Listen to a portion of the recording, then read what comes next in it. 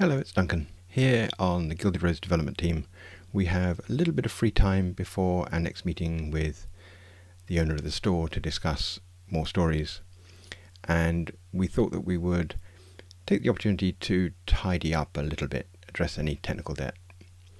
And looking around, we're still not entirely happy with this item class here.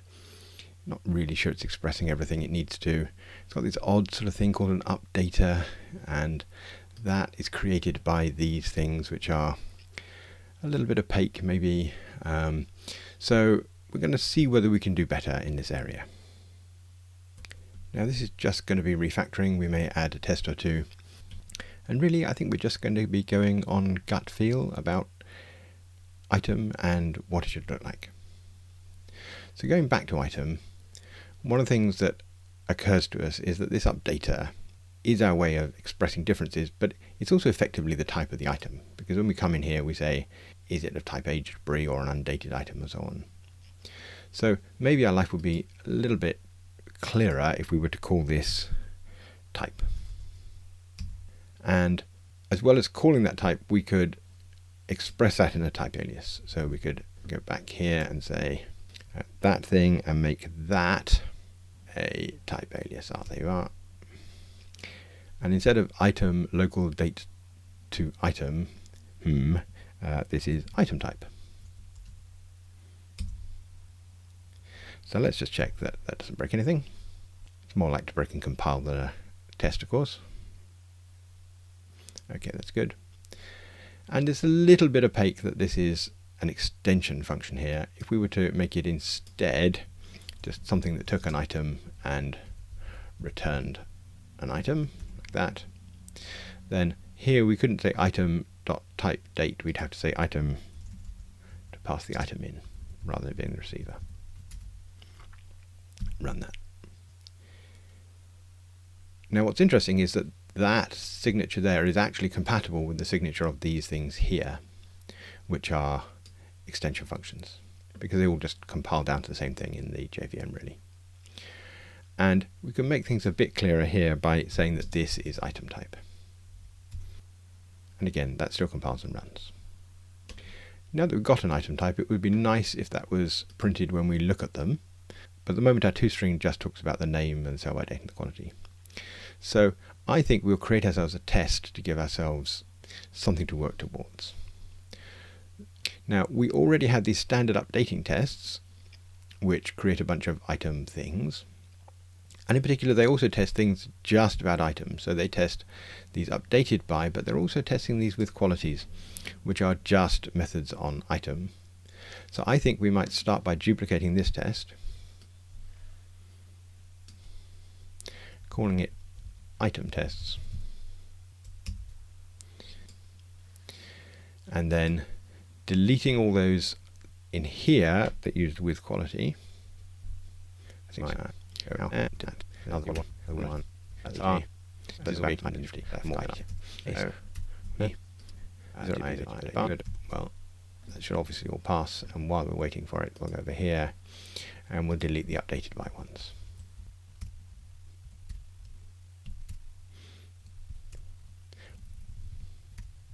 So with quality, here's another updated by.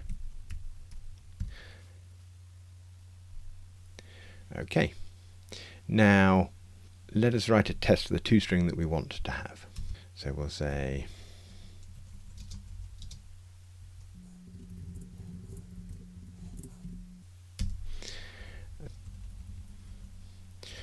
if we had a banana and did toString on it.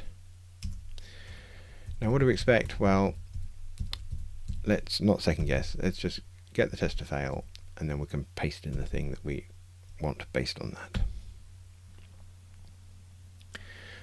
Okay, so you can see we've got this string, so let's put that in there to make the test pass. And then say bananas are standard items, nothing special about them, so we'd like to say that type equals standard. And capital letters, I don't know, it's a thing, let's go with it. Okay, so now we've got a failing test to work with. Let's go back to item. Now the simplest way to get this to work is to have type equals $type in here. And if we run that, what do we get? Well, the answer is, instead of standard, we get fun com gilded rose item updated and some jibber jabber, basically. So what we'd like when we pass in an item type is something that implements this interface, but whose toString is standard or something like that. So how can we arrange that? Let's have a look in updating. So this is where our functions come from, and in particular update standard is here, which is at the moment a method reference, well, a function reference, which is why we're seeing this.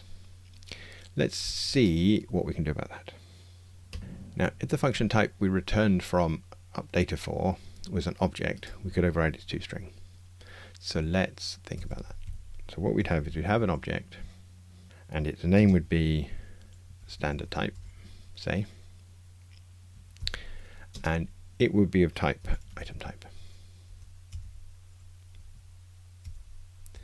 And in order to be an item type, it would need to implement a member, and that would be that. And what could we do in here? Well, we could return our current update standard, which would be p1.updateStandard on. We'll ignore the bad names for now. What we really wanted was a toString. And what we want to return in here is the thing that we want to appear in our toString of the item. I feel that we're close. But we haven't used that here. So we can return standard type in here, and standard type is an item type, and so it will compile. Still doesn't pass its tests. Oh, and finally, see, I'm being an idiot because the item we passed in has a null sell by date, and so it's actually an undated item. So our test was wrong all this time. So to go back here and say what we actually require here is October the 29th, or any old date. That will give us our type properly, but now the sell by date is wrong in our expectations, so we can put that in there like that. Phew. Okay, returning to updating, we could repeat the process with all of these other items, but it would all be a bit wordy. These are, even if we make this a expression body, quite big little blocks. I think we might do slightly better, and what I think we're going to do is we're going to create an object on the fly for each one of these things. Now to do that, first of all, we're going to convert this from a standalone object to a value, and do that basically by moving this object like that. That should compile and work in the same way. Now we have an expression, we can extract a function on it. So we're going to call this type 4. Do we have a better name? And we want to parameterize this with the bits. So one of the bits is the name. Now we can't introduce this as a parameter because it will think it's a parameter toString. So what we're going to do is we're going to cut that from there, call it name, and we're going to put that name in here. And then we're going to put that in there. So that should be the same code. IntelliJ is marking this for some reason. I don't know why. It's just saying it's always standard. Well, that's fine for us. Now what we'd also like is to parameterize it with the behavior, which at the moment is update standard. So I think what we're going to do is we're going to take update standard as a reference, and we're going to pass that in as well. So this is going to be our update, in fact our updater, and that is going to be, well, what we're now calling item type, which is helpfully our type alias. Now we can call updater with our two parameters in here, and we can use update standard in there.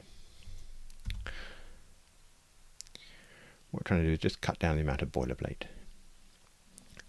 Now, this invoke, then, we can actually ask the compiler to do for us. So we can say that we want something like that, and this is going to be item type by the updater. And if we do that, then this can all go away.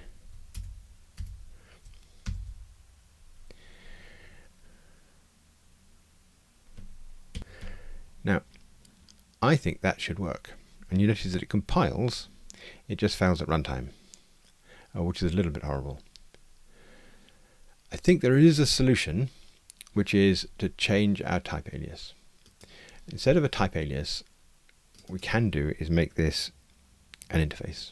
If we make it a fun interface, which means it can be implemented by anything with one method, it's going to be item type. And it's going to have a single function which is going to be called update. And that's going to take these parameters.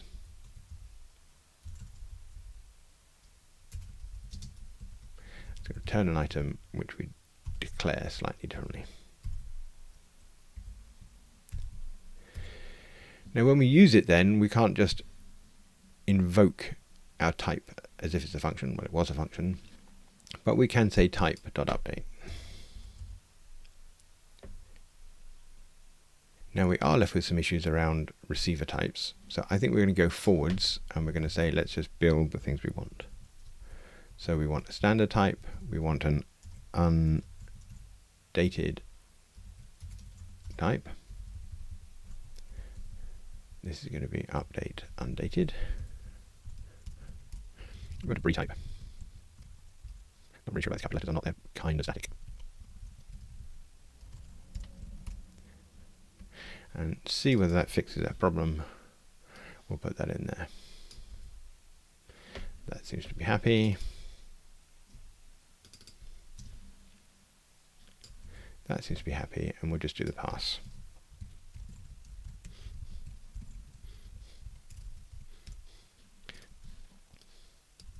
As I say, I think we're working around a compiler bug there. But everything's happy again. And I think probably we've got a nicer expression of item type by giving this function a name, whereas previously it was invoke. We've told our users what it is it's doing. So item type is something that updates an item. Now we might have inferred that from the function signature, but it's nicer to be explicit in this case, I think. And well, it gets us out of a hole. So now we have our types. That's quite nice. We have update, undated. Yes. So basically we can now just go through and inline these. Helpfully, whilst they are extension functions, when we inline them, you'll notice they become normal functions, which is quite clever. I mean, I might have preferred not having the compiler bug that got us here.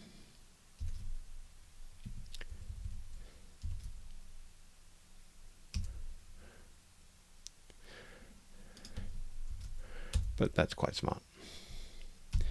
Lay it all out. So now we have standard type, undated type, which does nothing, and a little tiny rename there. We have brie type and we have pass type. And this little utility here, which is type 4. Okay, check that still runs. Good. Okay, returning to item briefly, we can now look at this and say, previously we had to override equality in hash code because of this issue with quality and copy methods and people accidentally changing the type of an item. I think now item type is explicit that really this can become a data class again. Yes, there's a little bit of a danger that you expose the item type, but it's private. I think on the whole, the ability to get rid of this and the hash code helps. And also, we have to ask the question, do we want two items with the same name, sell by date and quality, but different item types to be the same thing or not the same thing? And I think probably they are created with a different item type, then they should be a different item. They shouldn't compare equal.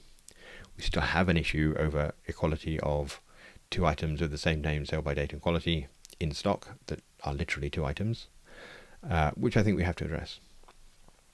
But all things being equal, to coin a phrase, we should be able to delete these and go back to being a data class.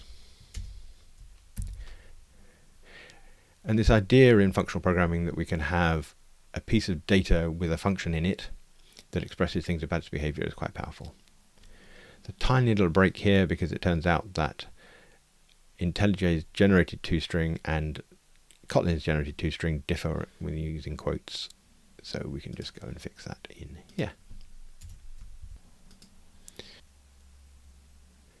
And now we are a data class. I think people have commented that this is a little bit confusing, and I think in retrospect I agree. Going back to item of, at the very least, stops us being able to define new item types in different compilation units, for example. So I think what we're going to do here is we're just going to call copy.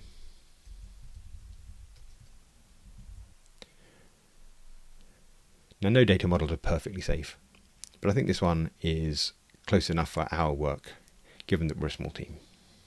One tiny little thing occurs to me is that we can effectively just fold type update in here.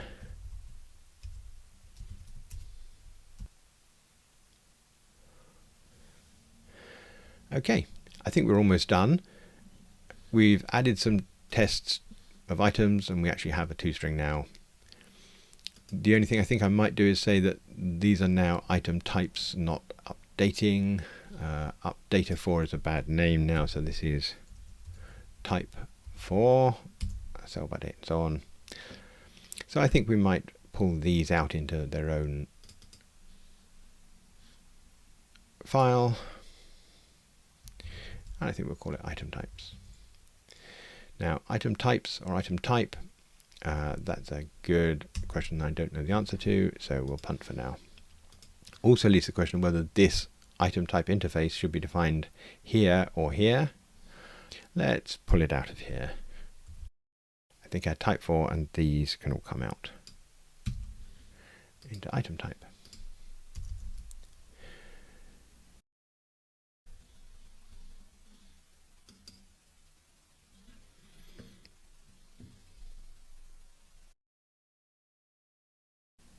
Now, with a bigger code base, the item types might well be defined in another place. We might have lots and lots of them, and they might want to come out into files of their own types and so on, but we'll leave them here for now.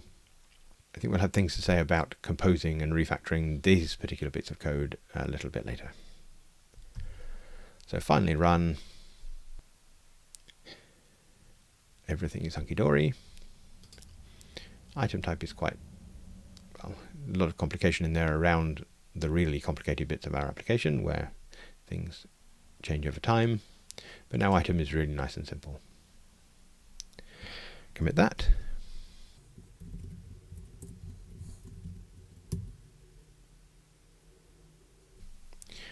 One warning, which will no doubt be an unused import. It's always an unused import. Splendid. Well, I think we're done for the morning, and we can have our meeting in the afternoon with the Gilded Rose owner. Apparently she has some conjured items that she'd like us to think about. If you would like to see us implement those or see where item goes next, then you could subscribe to the channel. That would be fantastic. And if you've enjoyed this sort of thing, I think you'd probably enjoy the book that I wrote with Nat Price called Java to Kotlin, a Refactoring Guidebook. Descriptions of which are in the text underneath this video. Thank you for watching.